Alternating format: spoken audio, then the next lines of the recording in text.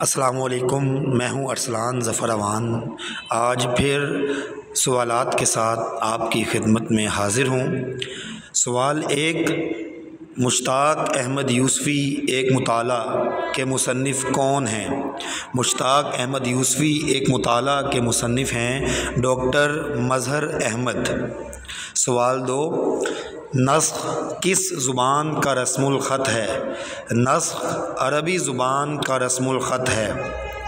سوال تین، ہجویات میر کس نے لکھی؟ ہجویات میر احمد جمال پاشا نے لکھی۔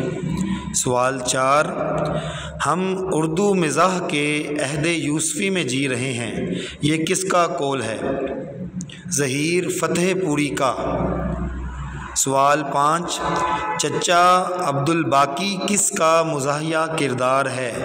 چچا عبدالباقی خالد اختر کا مزاحیہ کردار ہے۔ سوال چھ، غدار کس کا ناول ہے؟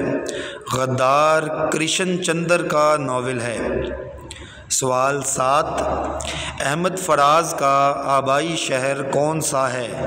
احمد فراز کا آبائی شہر کوہاٹ ہے۔ سوال آٹھ، گورنمنٹ کی طرف سے شائع ہونے والا اخبار یا پرچہ کیا کہلاتا ہے؟ گورنمنٹ کی طرف سے شائع ہونے والا اخبار یا پرچہ جریدہ کہلاتا ہے۔